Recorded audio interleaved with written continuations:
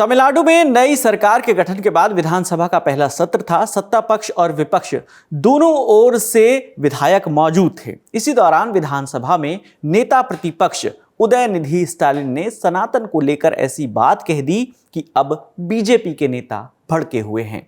और स्टालिन के इस बयान पर इसलिए भी बवाल हो रहा है क्योंकि ये विधानसभा के अंदर सीएम थलपति विजय यानी जोसेफ विजय के सामने बोली गई बात है।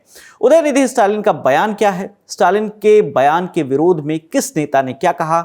स्टालिन जब वो बयान दे रहे थे तब मुख्यमंत्री जोसेफ विजय का रिएक्शन कैसा था? आइए सब कुछ विस्तार से जानते हैं।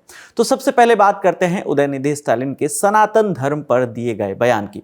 स्टालिन ने कहा, सनातन जिसने लोगों को बांटा है उसका खात्मा कर देना चाहिए। स्टालिन जब ये बयान दे रहे थे तो सामने मुख्यमंत्री जोसेफ विजय बैठे हुए थे, लेकिन उन्होंने स्टालिन के बयान पर कोई रिएक्शन नहीं दिया। वो चुपचाप ये बयान सुनते रहे।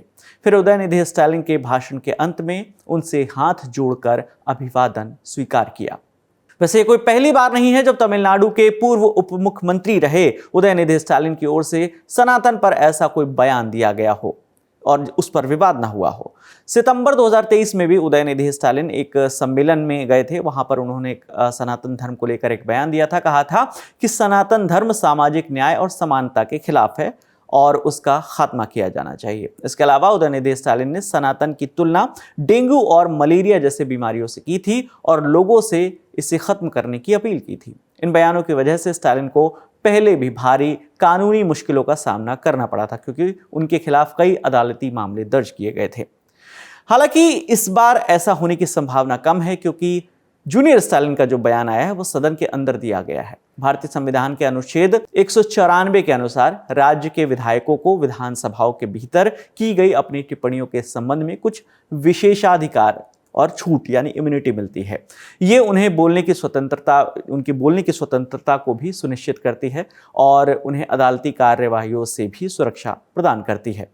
तो अब जानते हैं कि जूनियर स्टालिन के बयान पर किस पार्टी की ओर से क्या क्या प्रतिक्रिया आई है। भारतीय जनता पार्टी के आईटी सेल के हेड अमित मालवीय ने एक्स पर पोस्ट करते हुए लिखा कि पिछली बार जब उदयनिधि स्टालिन ने सनातन धर्म को मिटाने की बात कही थी तो अदालतों ने इसे हेट स्पीच करार दिया था और तमिलनाडु की जनता ने उनकी पार्टी को विपक्ष में धकेल दिया था। इस बार हो सकता है कि वो उस कानूनी सुरक्षा की आड़ ले रहे हों जो उन्हें विधायिका से मिली हुई है, लेकिन कुछ सीमाएं ऐसी होती हैं जिन्हें पार करने पर उसके गंभीर परिणाम भुगतने ही पड़ते हैं। लाखों लोगों की आस्था का मजाक उड़ाना और उसे निशाना बनाना राजनीतिक साहस नहीं बल्कि कोरा अहंकार है और इस बार ईश्वरीय दंड अत्यंत भीषण होगा।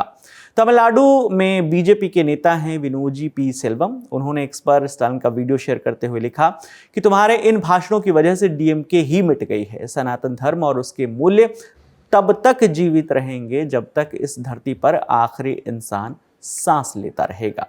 वहीं बीजेपी के नेता नारायण तिरुपति ने भी कुछ ऐसी ही बात दोहराई। उन्होंने कहा कि तुमने सनातन धर्म को मिटाने की बात की थी, आज जनता ने तुम्हें और डीएमके को सत्ता से अलग कर दिया है और तुम्हें बाहर का रास्ता दिखा दिया है। इस पूरे विवाद के बीच अब ये भी जान लेते हैं कि उदयनिधि स्टालिन आखिर हैं कौन। उदयनिधि स्टालिन एक राजनीतिक परिवार से आते हैं। द्रविड़ आंदोलन के दिग्गज नेता और पूर्व मुख्यमंत्री एम करुणानिधि के पोते और डीएमके के अध्यक्ष और पूर्व मुख्यमंत्री तमिलनाडु के एमके स्टालिन के बेटे हैं। राजनीति में आने से पहले उदयनिधि स्टालिन जो हैं वो तमिल फिल्म एक्टर और डायरेक्टर भी रहे थे। 2019 में वो सक्रिय राजनीति में आए और डीएमके की जो युवा शाखा है उसके सचिव बने। डीएमके सरकार में वो खेल मंत्री और डिप्टी सीएम भी रहे थे और एमके स्टालिन का संभावित उत्तराधिकारी भी उन्हें माना जाता है और यही बड़ी वजह रही है कि इस बार उन्हें नेता प्रतिपक्ष बनाया गया है। अब उदयनिधि स्टालिन ने एक बार फिर से सनातन को लेकर जो कहा है उस पर विवाद हो रहा है। आपकी इस पर जो भी राय है कमेंट सेक्शन में हमें जरूर बताइएगा। आपके लिए तमाम जानकारी लेकर आई हैं हमारे साथी सुप्रिया। मेरा नाम विकास वर्मा है। देखते रहिए दी लल्लन टॉप। शुक्रिया।